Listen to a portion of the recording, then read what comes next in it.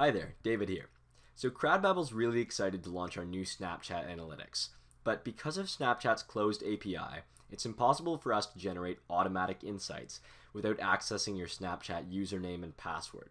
Since we primarily work with brands and marketing firms, we know your company's files and your clients' files are very private, and they should simply remain so.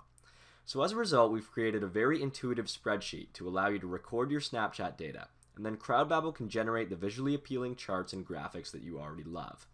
I'm going to walk you through that spreadsheet right now. This is the spreadsheet that you'll use to enter your data into the Snapchat Analytics feature. So if you take a look here, we have three different tabs: Snap Data, Stories Raw Data, and then Snap Raw Data. For Snap Data, this is the overall information about your audience and your timing.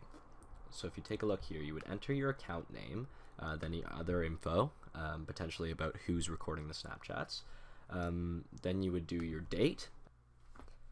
Then you would enter the time of the first recording, then the time of the end of the day recording or the last recording, both of which are very easy to find when you click on the Snapchats in your Sent Snapchats options. Your audience size at the beginning of the day, your audience size at the end of the day, and then the change, which is calculated with a formula that we have in the spreadsheet. And then finally, you would enter in the last recorder. If you have multiple people managing your Snapchat account, this would be a great way to figure out who exactly is doing which Snapchats on which day. Unfortunately, calculating your audience size is a little bit difficult with Snapchat because they don't actually give you a number. Instead, they give you a Snapchat score.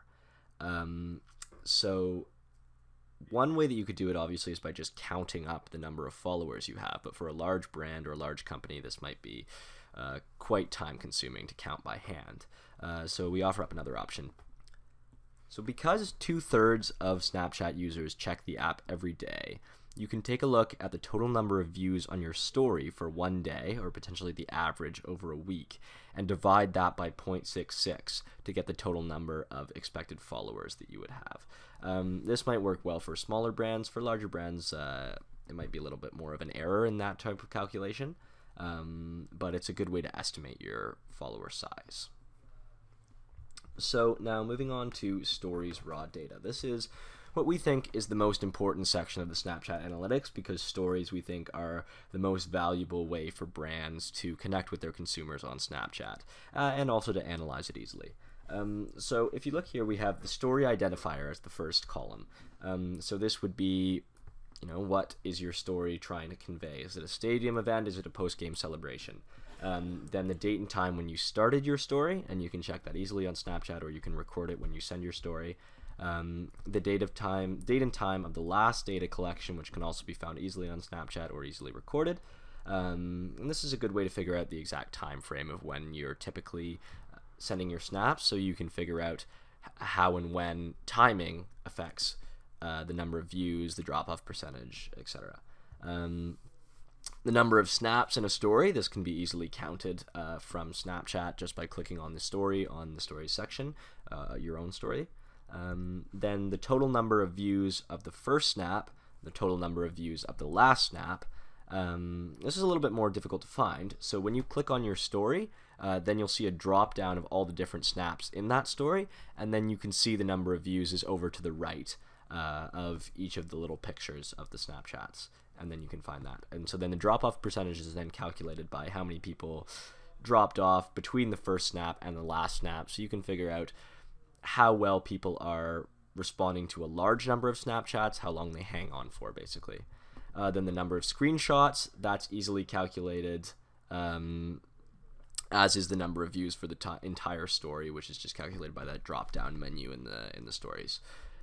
And then finally, you can do your last recorder again for your stories, so that you know which people on your Snapchat team are typically, or your social media team, are typically recording stories. So next we move on to Snap Raw Data. So here we would start off with, again, some snap characteristics so that you know exactly what type of snaps work when you're actually looking into the data. The date and time sent, the end of the data collection. So this would be when you finished on a certain day, when you finish collecting data for Snapchat. So after you'd sent a number of snaps, say you sent 5 in the day, you would say at the end of that, after my 5th Snapchat, that's the end of my data collection period. Then my most recent total of followers, which is just from the original first tab. Then did I include text in the snap, so you know how text will affect your number of views, etc. What text was used. This can go well with the post name and characteristics so that you know what type of text works best. Finally, did you use doodles? Again, another binary. Are doodles important to your Snapchat views, or are they detrimental? A description of the doodle just so your team has a little bit of context.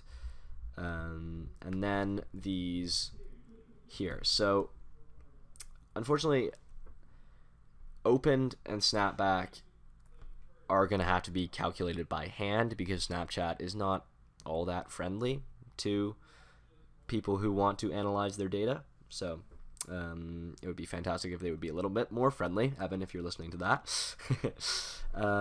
So you would need your Snapchat team to obviously just tally this up by hand to figure it out.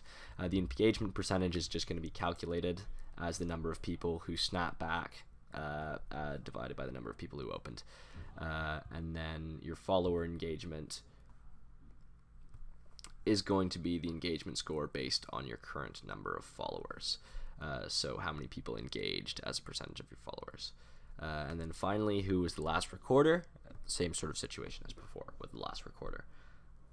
So that's all for our Snapchat spreadsheet. I hope you found this useful. I hope you found it helpful. And if you have any more questions, just feel free to reach out to us over the app, through an in-app message, or over an email, or even through a phone call. We'd be happy to chat with you at any time.